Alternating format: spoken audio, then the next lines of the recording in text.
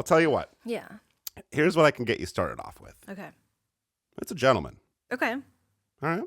Yeah. An American white man. Sure. Trying to remember, he was born 1973. Okay. So I guess he'd probably be 48 today. Okay. He's in the entertainment industry. You better believe that. Big time showbiz guy. Is it Johnny Depp? It's not Johnny Depp, but he is very much a Manson, Jessica Parker type fella. Very prominent showbiz television. Okay. Very prominent television personality. Okay. Here's where things get a little bit tricky-dicky. You wouldn't know him so much as a forward-facing fellow, not an on-camera personality. Okay. Here's a little curveball. This is a true fact. He was supposed to be on one of the planes that flew into the World Trade Center on September 11th and did not end up being on that plane. And I know you like the 9/11 stuff is the only reason I brought that up. I don't know. He's not in front of the camera, so he's like a TV director? Is that what you're saying? Oh, director, creator, executive producer, voice. What? A voice. Yeah, you know him. I don't want to give too many clues because you'll get it right away. But I mean, this part is kind of boring anyway, so I can kind of get you there if you want me to get you there. I'm kind of drawing a blank. Drawing a blank. Well, let me tell you this. Do you ever watch cartoons? Never. Have you heard of them? I have heard of them, yes. Okay. Have you heard of the Fox channel? Not Fox News, but regular Fox. Yeah, like The Simpsons and... The Simpsons and... Oh, what's his name? Steve... Yeah. You've seen him on the Oscars, Seth I think? MacFarlane. Seth MacFarlane! Did I get it? You got Wow. it. Wow. Good job. Me. Yeah, so Seth MacFarlane, probably a big inspiration to all of us, certainly to producer Paul. Yeah. That whole kind of Family Guy, South Park scene. Kind of not PC. It's funny, like, the moment in life when you realize that your friends aren't funny, they're just quoting South Park, and you haven't seen it. Why wouldn't you have seen it? I haven't seen it. Everybody's seen it. She was There's a like Quaker. 400 episodes. How have I seen all of it? A lot more than that. I didn't say you've seen all of them. I haven't seen all of them. I've seen everyone. I haven't watched the last 8 seasons of it, but I'm sure they're good. Same. I bet they are good. I'm sure that it still brings the laughs. Certainly we're aware of his show business properties. Even if we haven't watched the shows, I'm sure you've probably seen pictures, T-shirts. Mm-hmm. Cleveland Show. He did like a space show that no one watched, right? Space Ghost. So, Jackie, Mm-hmm. I knew you wouldn't know a whole lot about this fella. The level to which you don't know about him, a little shocking to me, but that's okay. We'll talk about that off mic. It's men's humor. I mean, what can you expect? Well, men's, women's, children's or not, let's step aside the humor and take an actual look at the life of the man behind the magic. The man behind the mayhem, Seth MacFarlane. Mount Rushmore.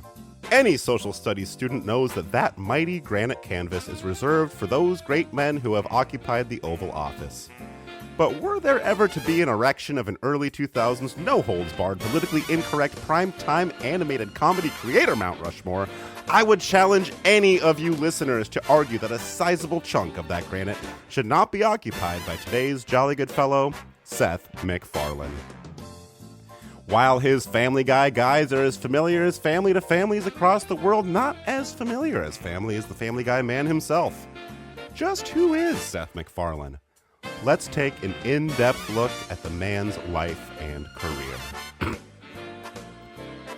Seth MacFarlane was born on this day in 1973 in Kent, Connecticut. His parents, Ann Perry and Ronald Milton MacFarlane, were born in Newburyport, Massachusetts. Newburyport? What was wrong with the old Berryport? Then we cut to a shipyard where all the dock workers are anthropomorphized berries. Talking Blueberry says, "Say, boss, I heard they're closing down this Berryport and building a new Berryport. What gives?" And then a Talking Raspberry says, "Yeah, it's true. Things have really gone to shit around here since we unloaded that shipment of Chuck Berry." Okay, then we cut back to the birthday bio. MacFarlane's parents met in 1970 when they both lived and worked in Boston, Massachusetts, and married later that year. The couple moved to Kent in 1972, where Anne began working in the admissions office at South Kent School. Boy, good thing she wasn't working at Kent State University. Cut to the campus of Kent State University. 2 National Guardsmen are firing their rifles into a crowd of young anti-war demonstrators. Guardsman number 1 says, "You fool! Do you realize who you just killed?" And the other guy says, "Yeah, some hippy-dippy commie cunt.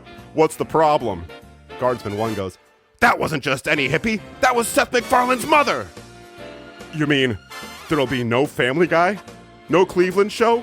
No Ted too?" The guardsman turns the gun on himself, splattering his partner with brain matter. Guardsman number 1 looks at the camera, smiles, and shrugs. Cut back to the birthday bio. During his childhood, MacFarlane developed an interest in illustration and began drawing cartoon characters such as Fred Flintstone and Woody Woodpecker as early as 2 years old.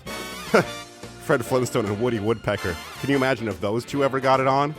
Okay, we cut to Fred Flintstone and Woody Woodpecker laying in bed together. Fred looks annoyed and is smoking a cigarette. Woody goes, "Hey, Fred, did that feel good when I did that thing with my beak on your..." "Woody?" And then Woody snuggles up a little bit closer to Fred and goes, "Yeah?" "Yabba dabba, don't ever do that again." We cut back to the birthday bio.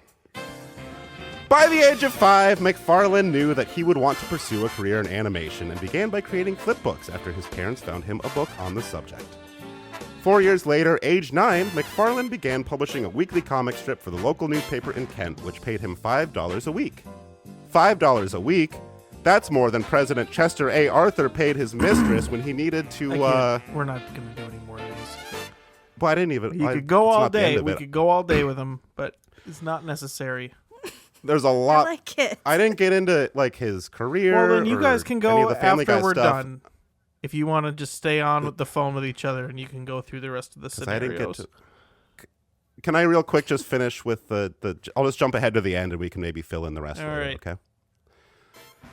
Sadly, Seth MacFarlane was shot dead this morning in an accident involving co-star Billy Baldwin on the set of A Million Ways to Die in the West 2. So, I guess rest in peace and happy birthday to the late great Seth MacFarlane. Happy birthday. Rest in peace, Seth MacFarlane. Sorry for wasting everyone's time, but I liked it. all proceeds from this cracking up. episode will be donated to the Billy Baldwin Defense Fund.